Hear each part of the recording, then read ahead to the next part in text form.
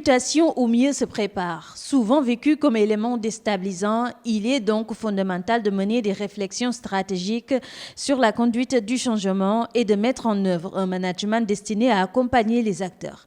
C'est dans cette perspective que s'inscrit ce cadre d'orientation de la SNAPS. Maintenant, là, nous travaillons sur la création proprement dite, parce que la loi, l'objet de cette loi, ce n'était pas de procéder à la création, mais d'autoriser la création.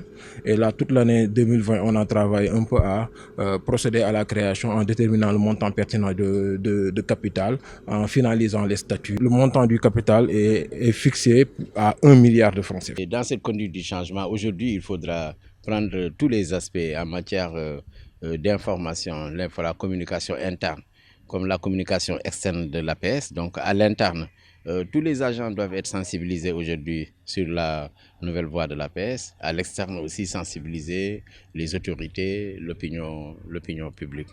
Et dans cette communication interne, donc, il fallait discuter, par exemple, de l'organigramme qu'il faudra mettre en place. Dès lors, cette capacité à s'adapter aux évolutions de ce nouvel environnement doit épouser les contours des défis majeurs à relever. Au niveau contenu, c'est-à-dire les journalistes, qu'au niveau commercial, c'est-à-dire les produits à mettre en place.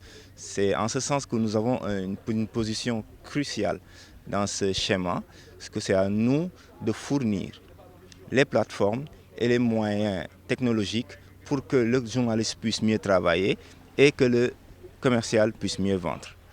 Donc nous avons mis en place une stratégie digitale qu'on vient d'exposer et qui a été validée par tout le monde, qu'on va essayer de mettre en place le plus urgemment possible et aussi d'une manière la stratégie sera assez évolutive dans le temps. Ce qui implique également la recherche de nouvelles ressources, un des intérêts majeurs de ce changement.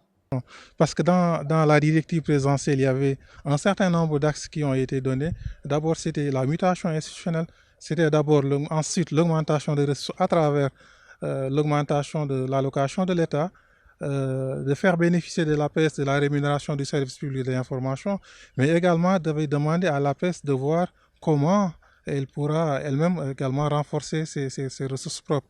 Il y a également un autre volet, c'était sur les ressources humaines. Et en ce qui concerne les ressources humaines, le président de la République avait donné comme directive qu'on revoie ou qu'on adopte une nouvelle grille salariale avec amélioration du niveau de rémunération des agents de l'APS, mais également il y avait l'adoption d'un plan prévisionnel de gestion des emplois et des compétences au niveau de l'APS.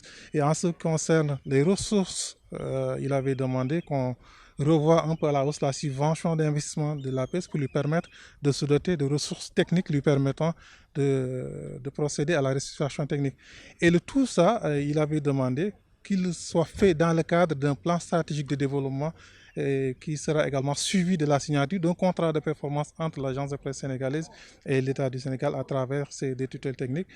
Et pour terminer, il avait demandé également qu'un comité interministériel soit mis en place pour accompagner l'APS dans ce processus de mutation. Suite à la demande du chef de l'État qui est d'accélérer le processus de mutation de l'agence de presse sénégalaise, voilà la partie institutionnelle fin prête. Place à présent aux autres aspects de la transition, c'est-à-dire repositionner l'APS dans l'environnement médiatique du Sénégal afin de lui permettre de jouer pleinement son rôle de fournisseur d'informations.